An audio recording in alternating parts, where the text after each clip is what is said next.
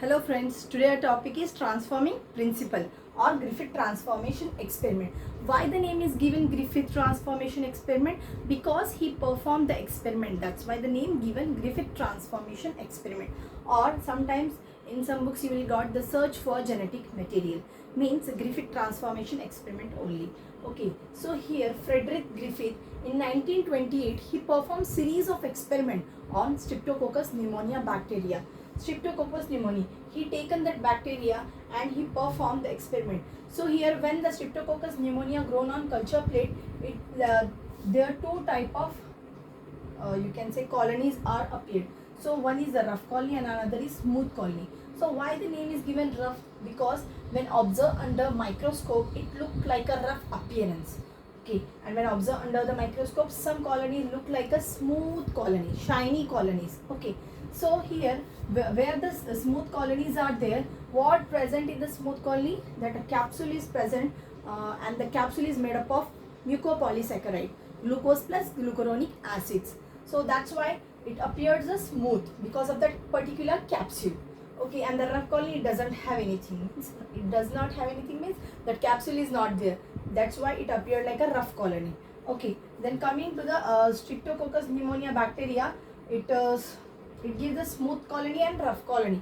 Okay, so smooth colonies, he particularly taken the S3 strain. Okay, there may be lot of strain of that bacteria, means that variety of particular bacteria have the different types of varieties. Okay, so there he taken the S3 strain particularly. That is virulent in nature. That is virulent in nature means what? It will cause the disease. It will cause the pneumonia disease. And the rough colonies R2 strain. He particularly taken the R2 strain. That is avirulent in nature, means it will not cause any disease. So what he performed the experiment? He performed the series of experiment as I said. So we will see now what those are, what experiment are those.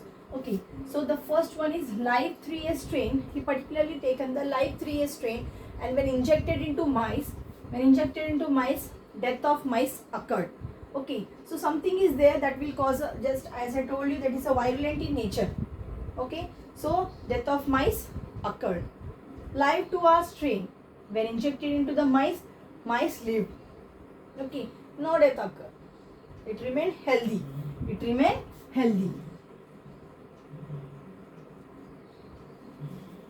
Then third one, what he did, he taken live 2 and live 3 and live 2 strain. Then what he did, he taken live 3 strain, but he heat killed that. Means he taken that strain and he heat killed that particular strain. After heating, what will happen? Something is there that will be means denatured. Okay, so mice remain healthy, mice live. Okay, so here after what may be the reason? So here live fourth experiment he did, live 2R strain plus heat kill 3S strain.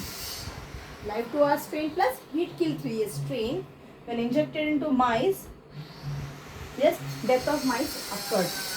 Yes, then separately he did, that time mice remain healthy, but at the time when he taken both two strain, mixed strain, when injected into mice death occurred. What's the reason behind that? So here live 2R strain is converted to live 3S strain.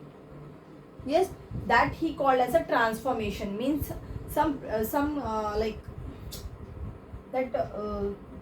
component is there, some component is present in the heat kill 3S strain that transformed into live 2R strain into live 3S strain.